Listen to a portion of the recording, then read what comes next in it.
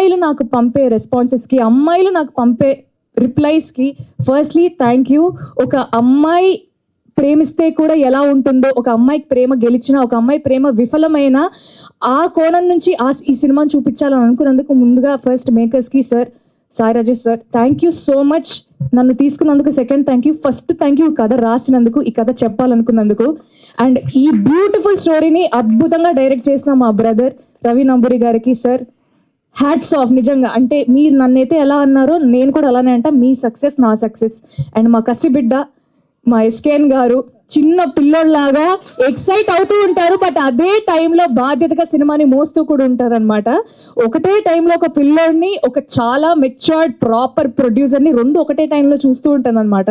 So thank you sir, it's my pleasure working with you. Always your తమ్ముడు.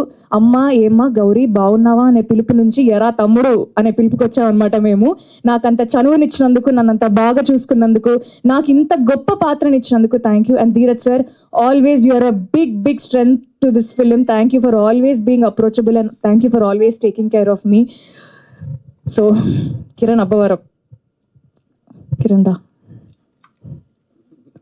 నిజంగా ఒక beautiful love స్టోరీలో ఇద్దరు క్యారెక్టర్స్ మీద ఒక సినిమా డ్రైవ్ చేయడం అనేది నిజంగా కష్టమైన విషయమే. అంటే ఒక 2.5-3 hours ఇద్దరి మీద కథ నడుస్తూ ఉండాలంటే దాంట్లో చాలా కథనం ఉండాలి, దాంట్లో చాలా బ్లాక్స్ ఉండాలి, చాలా ఇంట్రెస్టింగ్ ఎలిమెంట్స్ ఉండాలి.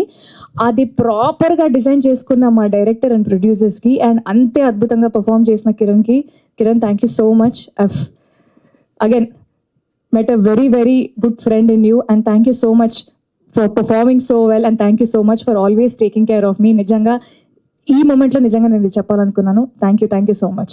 Thank you Kiran. అండ్ పనిచేసిన